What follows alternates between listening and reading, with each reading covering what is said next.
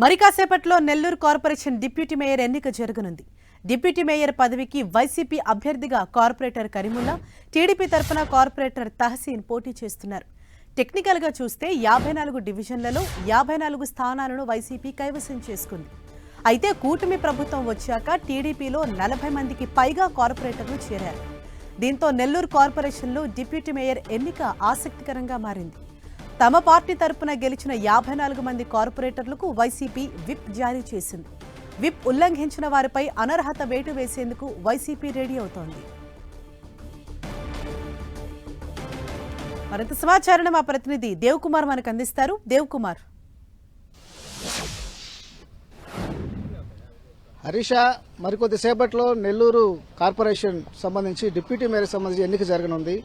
ఇక్కడే దీనికి సంబంధించి ఇప్పటికే అన్ని ఏర్పాట్లను కూడా అధికారులు పూర్తి చేయడం జరిగింది. అయితే మొత్తం ఇక్కడ 54 డివిజన్లుంటే గతంలో జరిగిన కార్పొరేషన్ ఎన్నికల్లో ఈ 54 డివిజన్లలో కూడా వైసీపీ అభ్యర్థులే విజయం సాధించారు. ఇది ఒక క్లీన్ స్వీప్ చేసి రాష్ట్రంలోనే ఒక రికార్డు సృష్టించిన పరిస్థితి అయితే నెల్లూరు కార్పొరేషన్కు ఉంది. అయితే ఆ తర్వాత ఇప్పుడు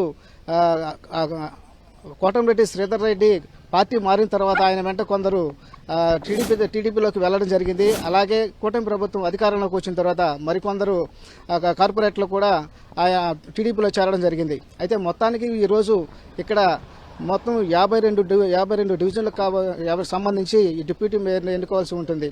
అయితే బలాబలాలు చూస్తే ఇప్పటివరకు కూడా టీడీపీకి సంబంధించి అంటే 39 మంది వైసీపీ కార్పొరేటర్లు టీడీపీకి మద్దతు తెలుపుతున్నారు. అలాగే ఒక 2 ఎమ్మెల్యేలు అంటే కోటంరెడ్డి శ్రీధర్ రెడ్డి అలాగే మంత్రి నారాయణ కూడా ఓటు హక్కు ఉంది. కాబట్టి మొత్తం కలుపుకుంటే 41 అవుతుంది టీడీపీ బలం.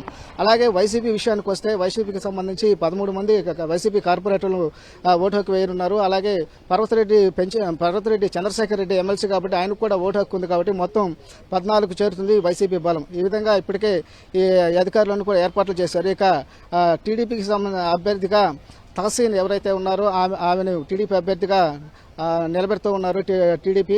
అలాగే వైసీపీ తరఫున కరీముల్లా 42వ డివిజన్ కార్పొరేటర్ ఇతను బరిలో దిగుతున్నారు. మరి కొద్దిసేపట్లో ఎన్నిక అనేది జరుగుతుంది. అయితే ఇప్పుడు వైసీపీ విషయానికి వస్తే వైసీపీ అనేది ఇప్పుడు ఎవరైతే వైసీపీ తరఫున గెలిచి ఎవరైతే టీడీపీకి మద్దతు తెలుపుతున్నారో వాళ్ళందరి మీద ఇప్పటికే విప్ జారీ చేయడం జరిగింది. ఈ విప్ ఒకవేళ వీళ్ళు ఉల్లంఘిస్తే అనర్హత వేటు తప్పదంటూ ఇప్పటికే వైసీపీ అధిష్టానం కూడా నిర్ణయం తీసుకోవడం జరిగింది. మరి కొద్దిసేపట్లో ఎన్నిక జరుగుతోంది. ఇప్పటికే అధికారులందరూ కూడా ఏర్పాట్లు చేశారు. అలాగే కోటంరెడ్డి శ్రీధర్ రెడ్డి అలాగే మంత్రి నారాయణ కూడా వీళ్ళందరూ అంటే ఎవరైతే టీడీపీకి మద్దతు తెలుపుతున్న కార్పొరేటర్లు ఉన్నారో వాళ్ళందరినీ కూడా మొన్న ఒక 3 రోజుల నుంచి కూడా వాళ్ళందరూ సమావేశమయ్యారు. ఖచ్చితంగా ఎలాంటి భయాలకు భయపడద్దు, ఖచ్చితంగా ఎవరైతే టీడీపీ అభ్యర్థి ఉన్నారో తహసీన్కి ఆమెకే ఓటు వేయండి అని చెప్పేసి కూడా చెప్పడం జరిగింది. అలా అనర్హత వేటు వేస్తారని చెప్పేసి ఒక పక్క వైసీపీ భయభ్రాంతులు గురి చేస్తున్నా, అదేవిధంగా ఫిరాయింపుల చట్టం గురించి చెప్తున్నా కూడా అవేం మీరు పట్టించుకోవద్దు, మీరు ఖచ్చితంగా టీడీపీకే ఓటు వేయండి అని చెప్పేసి వాళ్ళకి ఒక బలాన్ని ధైర్యాన్ని నింపిన పరిస్థితి కనిపిస్తోంది. మరోవైపు చూస్తే వైసీపీ మాత్రం ఎవరైతే ఫిరాయింపుల చట్టం ప్రకారం అంటే పార్టీ విప్పును ఉల్లంఘించినా అదేవిధంగా పార్టీ ఆదేశాలను ఉల్లంఘించి గైర్హాజరైనా వాళ్ళందరూ కూడా విప్ జారీ చేశాం కాబట్టి ఖచ్చితంగా అనర్హత వేటు పడుతుంది, వీళ్ళు రాజకీయ సన్యాసం కూడా పుచ్చుకోవాల్సి వస్తుంది అని చెప్పి వైసీపీ అధిష్టానం హెచ్చరించిన నేపథ్యం ఉంది. అలాగే వాళ్ళు కోర్టుకు వెళ్లే పరిస్థితి కూడా కనిపిస్తున్న పరిస్థితి అయితే ఉంది. మొత్తానికైతే ఇక్కడ మరికొద్ది right. Thank you Dev Kumar.